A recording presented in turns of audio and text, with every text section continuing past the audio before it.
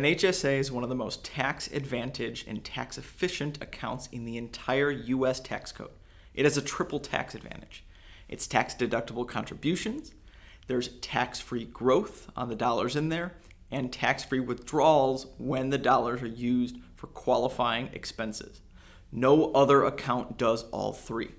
Not a Roth IRA, not a 401k, and not a 529. And the vast majority of Americans who have access to this use it completely wrong. They're treating it like a medical checking account, putting money in, spending it immediately on copays and prescriptions and things, and leaving the investment potential and the retirement strategy sitting completely untouched and uncared for. Hey everyone, I'm Faustino Munoz. I'm a certified financial planner, and today I'm breaking down the health savings account, what it actually is, how the triple tax advantage works, and the strategy that turns it from a medical expense reimbursement account into one of the most powerful retirement vehicles available. Let's jump right into it.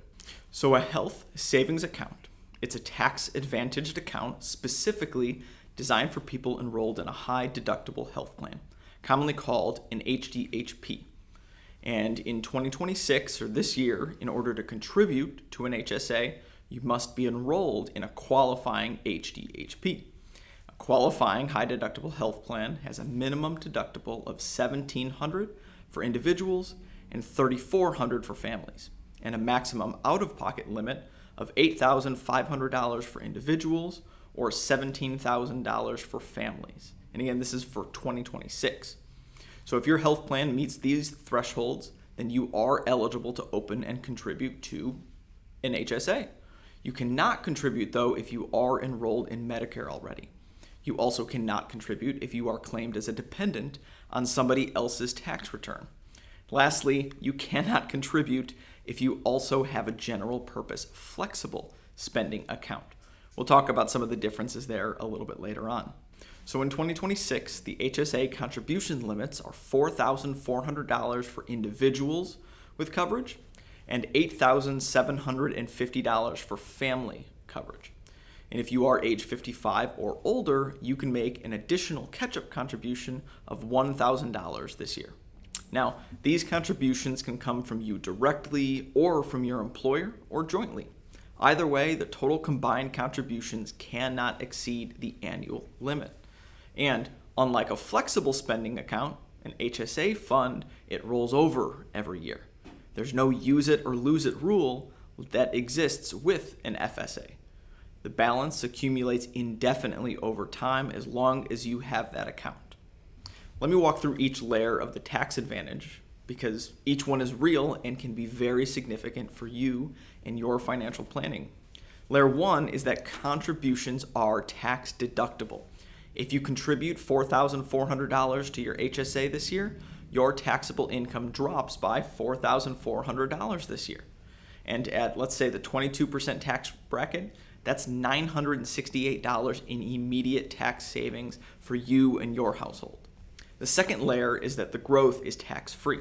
See, once your HSA balance exceeds a certain threshold amount, usually $1,000 to $2,000, depending on your plan, you can then invest the excess or the balance in mutual funds or ETFs.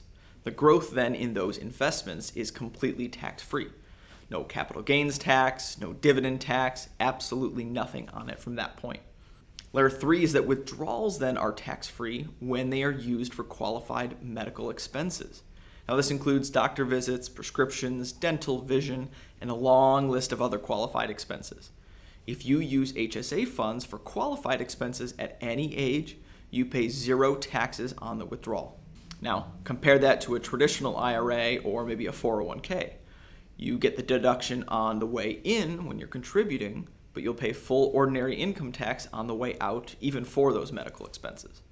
The HSA, though, for qualified medical expenses gives you the deduction on the way in and no tax on the way out. That's a genuine double win that no other account really provides. Now, here's where most people leave significant money and planning opportunities on the table. See, the optimal HSA strategy for somebody with investment options in their plan is this. Contribute, if you're able, the maximum each year. Pay all your current medical expenses out of pocket, not from the HSA. Instead, save all your medical receipts. And I'll tell you why. But before that, invest the HSA balance and let it grow tax-free for decades or as long as you possibly can. Then, in the future, at any point in retirement, you can reimburse yourself for all those saved receipts and medical expenses. There's no time limit on HSA reimbursements at all.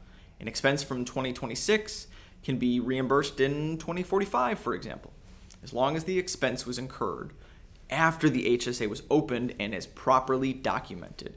Then you can go through with that reimbursement. This effectively turns your HSA into a tax-free reserve that can be tapped for any medical expense, past or future, completely and entirely tax-free. And here's the additional benefit once you reach age 65. See, at this age, at 65, the rules change for you. You can withdraw HSA funds for any reason, not just for medical expenses. Could be non-medical expenses, for anything you can think of. Those withdrawals then are taxed as ordinary income, exactly like a traditional IRA or 401k. So at your worst, the HSA at 65 is like a traditional IRA. At best, if you have qualified medical expenses, it behaves more tax efficient and just better. There is no downside scenario to maximizing your HSA contributions during your eligible years and eligible time. So many people confuse HSAs and FSAs. And so here's the short version to help you get some clarity on the difference. An FSA is a flexible spending account. It's use it or lose it. Most FSA balances expire at the end of the plan year or shortly thereafter. They are not attached to an HDHP requirement either. And they're generally not able to be invested. The balance simply sits in cash unless you don't use it, and then it goes away. An HSA, though, rolls over indefinitely, can be invested, and it belongs to you even if you change employers.